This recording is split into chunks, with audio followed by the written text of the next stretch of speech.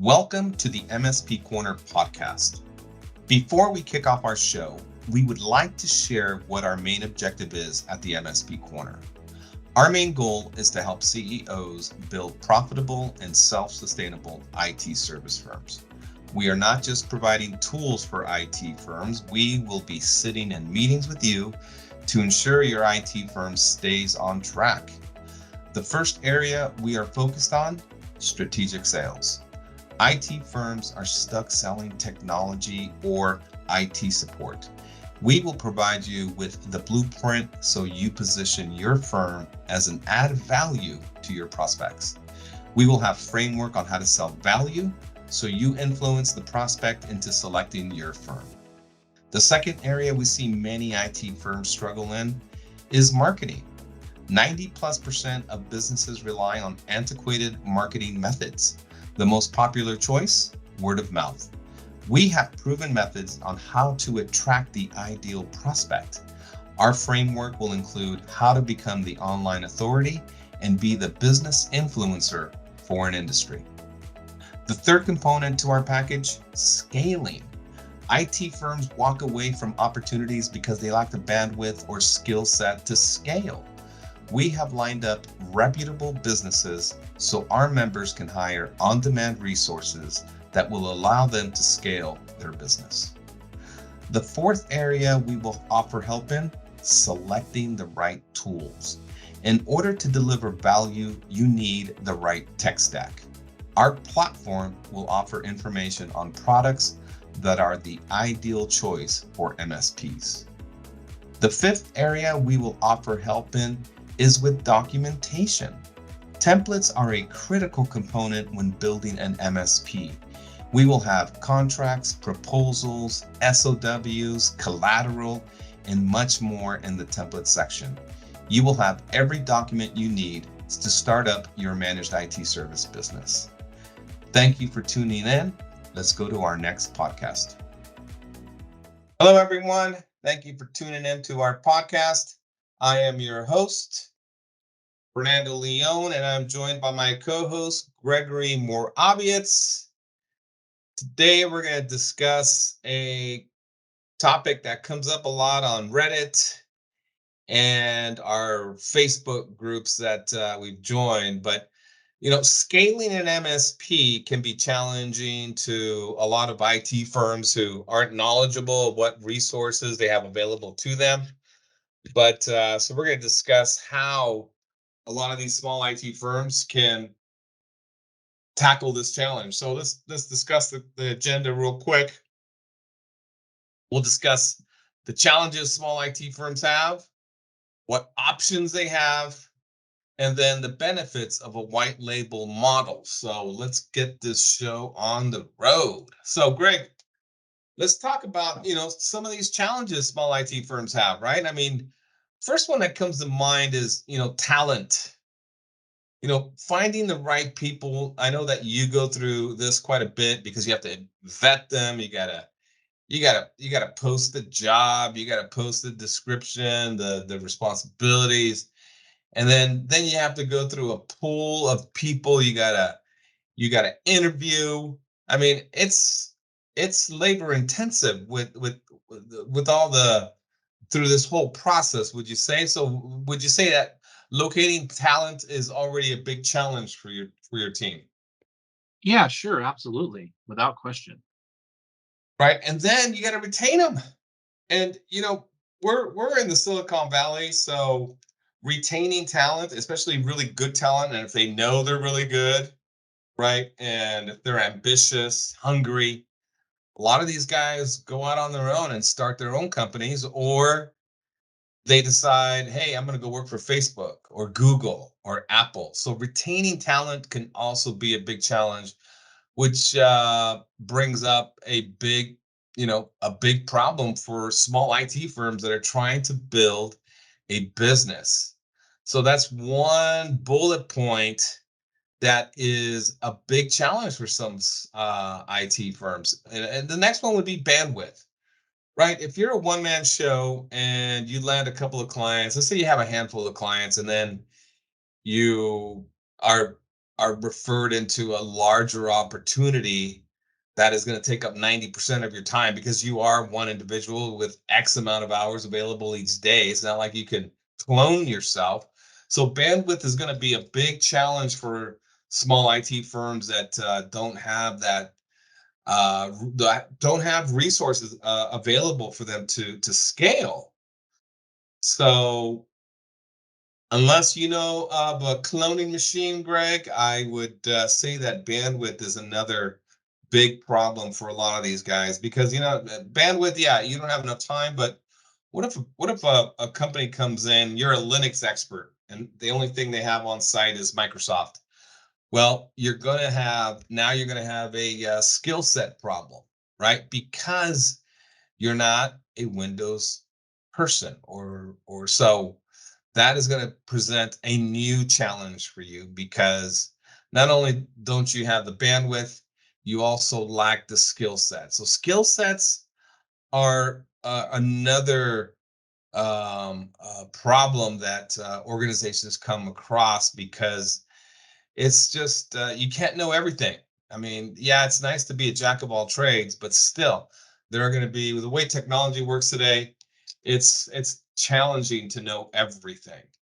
And it's best, and I'm going to encourage all of you guys that are listening to stick to a specific niche. Be an expert in one area or a couple of areas, because unless Gregory, you disagree, but I mean, it's good to know a lot, but to be an expert in specific areas is going to be more beneficial to you as an individual and your organization because you need to learn how to delegate, right? And that's another challenge a lot of these small IT firms have is they don't know how to delegate, right? Because if if you plan on growing, you are going to need to learn how to delegate. And that is going to be a problem if you plan to scale. If you don't know how to delegate, then you're going to have a lot of challenges when it comes to scaling. One other topic that we like to discuss is a lot of these firms come across opportunities where it's out of their comfort zone, and just like I mentioned, it's not in their skill set, right? So they're walking away from money. So um, that's another problem. Besides the scaling challenge, is they're leaving money on the table because they don't have the skill set or the bandwidth, so they're walking away from opportunities. Another common problem that is coming up with a lot of discussions is, hey, you come across an opportunity or you have a client that's opening up an office in New Jersey or Miami, and your headquarters is in Texas.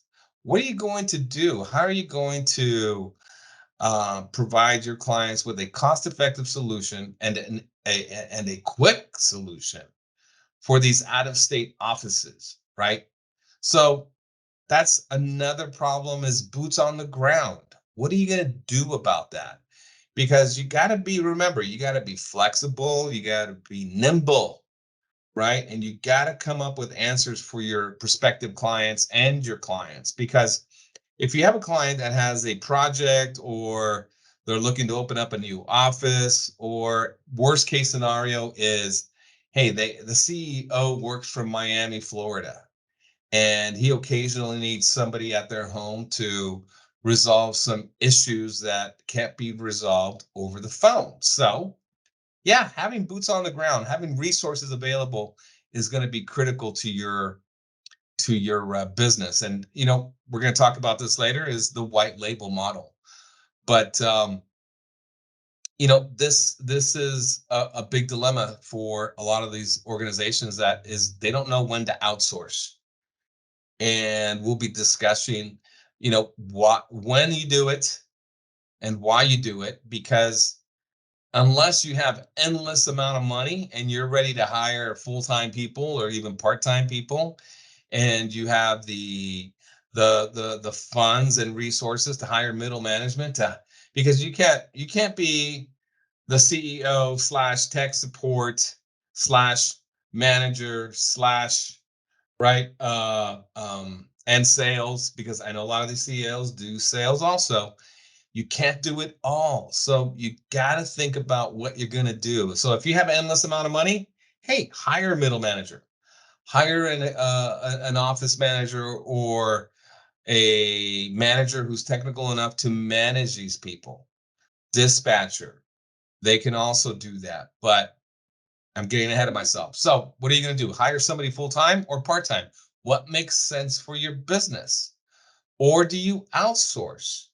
Because a white label partner, and if a lot of you are not familiar with the white label model, there's several organizations out there that have set up a platform for you to extend your brand, for you to extend your hours of service, for you to extend the skill set you offer, right? So these white label providers can provide you with a complete solution for help desk services, transitioning from break fix to the managed IT service model, implementing a SOC, right? Everything is done under your umbrella. They answer the phone as your organization.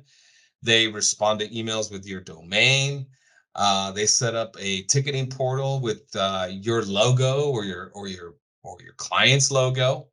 So they provide a lot of juice behind this model.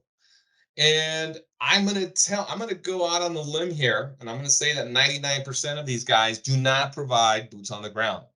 There is one firm, and we'll give that web address at the end of the show. But there is one firm that does provide boots on the ground, and in most major cities in the United States. I mean, if you talk about some obscure city that has 50 people in the city, yeah, it's going to be tough to get somebody out there if it's like hundreds of miles away from a major city.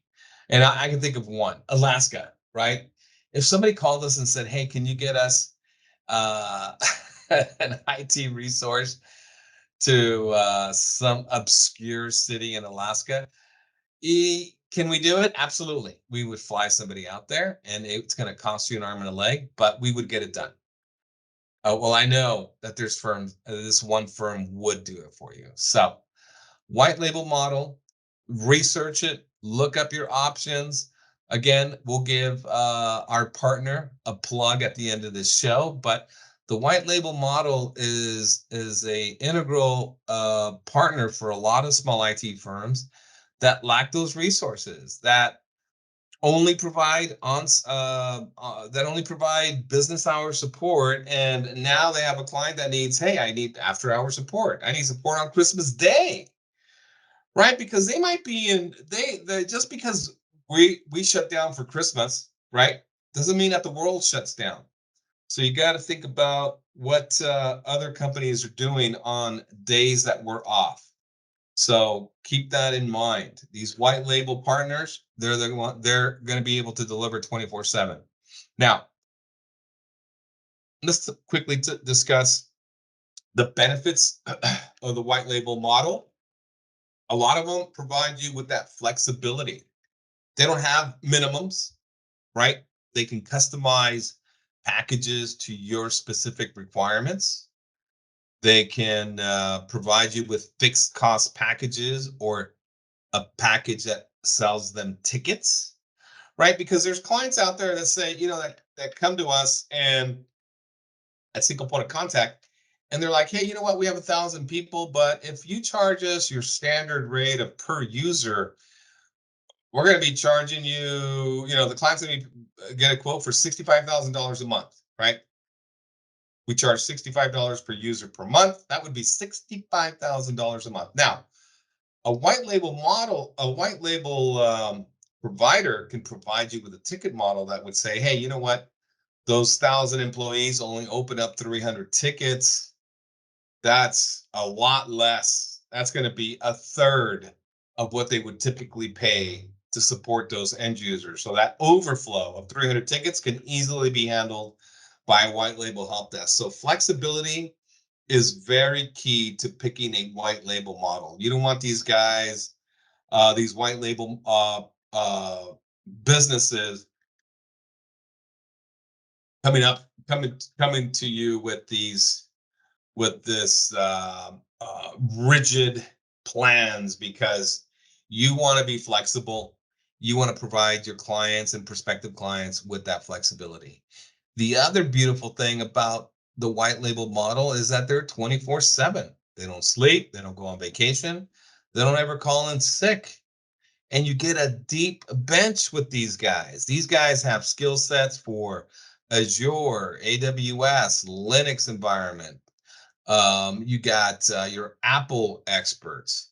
Then you have your security experts, your analysts, your the people that remediate issues, the ones that do the investigation. So the bench is just endless with skill sets.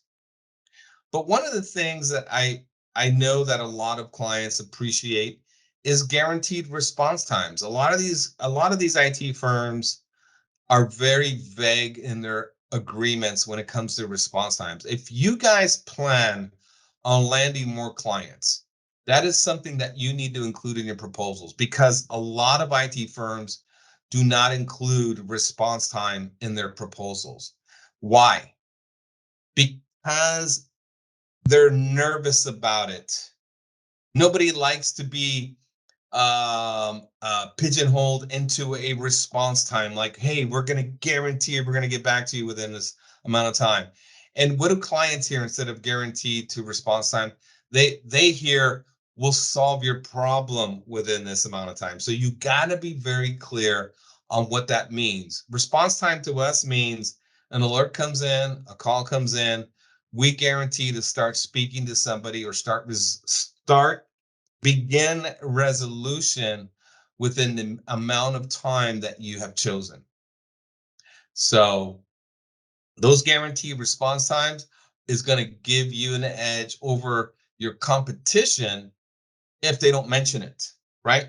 Because 99% of the time they're not even they're not even indicating what that response time is. So get an edge, include a response time. If you don't know how to word it or what those options are, a white label provider can easily help you with that. Now, one of the things that is also just part of the MSP model and SOC model and help desk model is that all packages come at a fixed cost. So if you're an IT break fix type of organization and you're trying to determine, okay, what should I be charging? What should the rates be? These firms are extremely experienced in this area when it comes to coming up with costs. Now, one thing that needs to be abundantly clear on fixed cost packages is all your agreements need to clearly define the parameters of what those fixed costs include and what it does not include. Because everybody gets these proposals or contracts that says, okay, IT support at a fixed cost of $100 per user. Okay, IT support can be clearly misrepresented or misinterpreted into, oh, I guess that includes projects. And projects, as we all know, can be endless. So and that's where you have to include in your agreements, your contracts, of what is not included. So you can, in the event, go back to the client and say, look, when you signed this, it clearly states here that this topic that we're discussing today is a project and it is not included in the fixed cost model. That's pretty much everything I wanted to cover, Greg. Was there anything else that you wanted to add? Because the challenge is a lot of small IT firms, and this is where we're going to provide a lot of guidance for our members on the MSP Corner. Is yeah, a lot of them are trying to scale. They don't know when to hire a SOC, when to outsource the help desk, when to transition from the IT break fix model to the MSP model. And these are just a lot of challenges these small IT firms have. And I'd like to address, I know we can't address everything on one podcast, but this is something that I'm really passionate about on helping these IT firms because it's a big problem in our industry, and I hope I touched on a lot of the points. We didn't get into everything in detail because it's like, okay, well, how did you come up with these fixed cost packages? Well, look, guys, that's a whole different show. It's a whole different topic of discussing with the white label model. And here's the address of where I would go to Intergrid MS. That's Intergrid, exactly how it sounds. M as in mom, S as in Steve.com. Reach out to them. They will get you hooked up with a white label partner that can help you um, uh, get lined up with the right resource because they are, I call them the digital matchmakers for IT firms. If you guys need a SOC 2 audit, a SOC 2 cybersecurity monitoring that they can provide you with the right SOC service. If you're looking for a SharePoint developer, I mean, they're very good at what they do, and they will hook you up with the right partner that makes sense for your organization. So that again, that's Intergrid. That's INTER grid, GRID, M as in mom, S as in Steve.com. They will help you out. Feel free to reach out to them. Greg, anything you want to add? Yeah. So you mentioned, I mean, it would be easy if you had like a team of founders, right? Having your own IT business, starting out by yourself, all alone, really is probably the hardest way to go. It's so difficult to just imagine being like you're in your restaurant and you're the chef, the host, you're the busboy, you're the the everything, you're the cook, you're the sous chef, you're the dishwasher. I mean, it's so hard that if you're all alone that you have nobody to kind of help you get going. So what happens is if you like try to hire, then you have all these people that you're now in charge of. You're like you've all of a sudden kind of taken a step back from the technician role, and you have to now become a manager. And sometimes being a manager in this world, you end up being like a micromanager, right? So you're not only are you watching what your technician does, because maybe you're working for someone and you can't afford to lose that account, and your technician unfortunately is not at your level, and they make mistakes, and the customers expect perfection. So the Yep. moment they make a mistake, right, the customer freaks out, and then now you're watching all your techs all the time so that they don't make mistakes, right? So you're kind of like you're stuck in this world where uh you know you're trying to make everything work, and you don't have any help really from a high level perspective. You're not able to support and do all the work and be all the pieces of the puzzle, right? Sure. And then when you hire somebody, that doesn't it's the worst part is that puts even more pressure on you. So, then you end up hiring people, and now you're a manager of those people. And then, yeah, you can scale now that you have a manager. Now that you're a manager of people, you can scale a little bit more. You can take on more jobs, but you also open a large field of risk, right? Now, if you lose a certain amount of work, can you afford to pay all your people? Now you Yep. have to become like a financial person, right? Yep. So that's an even another job added to your manager. Now you're finance guy. You're Yeah. now a businessman. But what if imagine if you had five of you, if there are five guys just like you know what I mean? Then you're gonna expand you're gonna be able to scale quickly. You got five managers now, five financial advisors. So being alone is the worst. Having like a bunch of partners or principals or other people in your group, you'll grow like 10 times, 20 times faster than you would if you were all by yourself. So if you could start out with a bunch of extra partners, then that's what I would do. But guess what? Your white label service guy is another partner. He's like another person that's you that you can rely on. He's a manager. He's not your financial person, but he's definitely got the skill set to support you. So you really want to put yourself in a position where you have as many helpers at your level as possible and not be in charge of everything. Well, it's funny that you say that because yeah, you're right. The white label partner is like a manager because if you outsource your help desk, they're going to have a manager assigned to that team who's going to be responding to your clients' problems, et cetera, et cetera. And the beautiful thing about that is you don't even have to worry about all the risk that's involved in hiring full-time people because if your client fires you, you can easily scale back on the white label partner and say, "Hey, look, guys, we've got to cancel this contract." You can't do that with a full time person. You can't go to them and say, "Hey, you know what? I only need you 5 hours a week now," right? Yeah, that guy's gonna quit. He's gonna say, "Hey, I got a family to feed. I got That's to feed right. myself," right? But if you had a business partner and he was as equally invested in you, he could make ends meet while you wait or while you get another thing going up. You know what I mean? So definitely, but you're right. The white label guy's like your partner.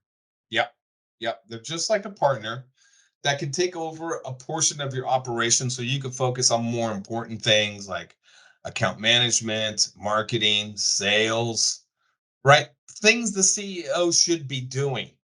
CEOs of IT firms should not be doing tech support. And that's another problem that I see with a lot of these guys. They get tunnel vision. They get so stuck on, oh, what's the latest shiny tool that's cool for my business? What's the next what other problem do I need to resolve, right? What skill set can I learn to broaden my skill set? It's like, look, guys, you're the CEO of an organization. Behave like a CEO. Delegate. That's what leaders do. Leaders are not doing everything. They are building teams, adding partners that help them grow, that help them scale. Because as a leader, you only can work, let's say you work 60, 80 hours a week. If you're going to get burnt out, it's just a matter of time. So don't think you could do it all. It's not fun. It's not you got to have a life. There's more to life than working 80, 90 hours a week.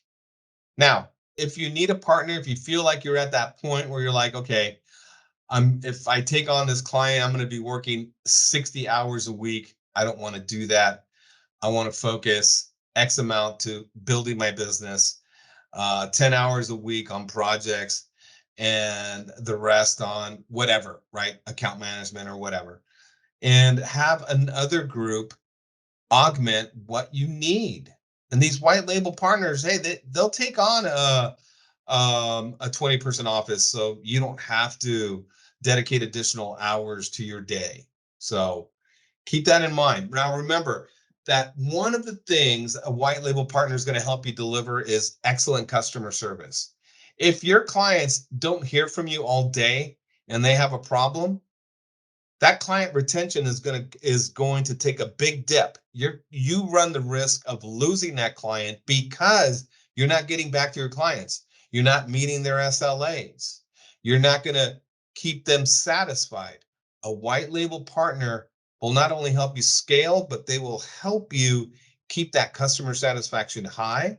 They will help with the client retention, and they will help with that overflow, with that support that your clients need. So look into white label models. I know we talked about a lot of topics here, but a lot of these coaches out there, they're like, oh, you need to sell, you need to do this. Great, go sell till the cows come home. They don't tell you how to scale.